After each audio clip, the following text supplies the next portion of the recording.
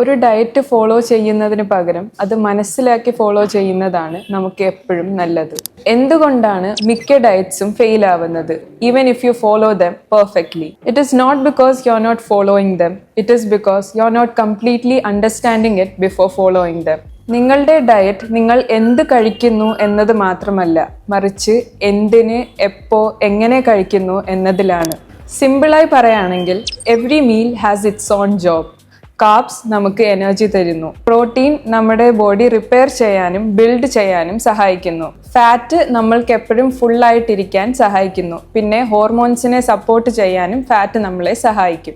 പക്ഷേ നമ്മളുടെ meals balanced അല്ലെങ്കിൽ നമ്മളുടെ ബോഡി കൺഫ്യൂസ് ആകും. എക്സാമ്പിൾ പറയുകയാണെങ്കിൽ, നമ്മൾ മീൽസ് സ്കിപ്പ് ചെയ്താൽ അത് ഓവർ ഈറ്റിംഗിന് കാരണമാകും.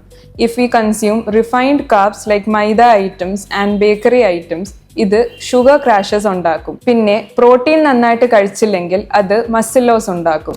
ഇതുകൊണ്ട് നമ്മൾ ശ്രദ്ധിക്കേണ്ടത് കുറച്ച് കഴിക്കുക അല്ല, ശരിയായ രീതിയിൽ നമ്മൾ കഴിക്കുക എന്നതാണ്. നിങ്ങളുടെ ഫ്രണ്ടിന്റെ ഡയറ്റ് നിങ്ങൾക്ക് വർക്ക് ആവില്ല. കാരണം നിങ്ങളുടെ ലൈഫ് സ്റ്റൈൽ, ഹെൽത്ത് എല്ലാം അവരിൽ നിന്നും ഡിഫറെൻ്റ് ആയിരിക്കും. അതുകൊണ്ട് എന്ത് ഡയറ്റാണ് ഫോളോ ചെയ്യേണ്ടത് എന്ന് ചോദിക്കുന്നതിന് പകരം നമ്മളുടെ ബോഡിക്ക് എന്താണ് ആവശ്യമായിട്ടുള്ളത് എന്ന് മനസ്സിലാക്കണം. ഡയറ്റ് നമ്മൾക്ക് മനസ്സിലായി കഴിഞ്ഞാൽ പിന്നെ നമുക്കതൊരു സ്ട്രഗിളായി തോന്നുകയില്ല.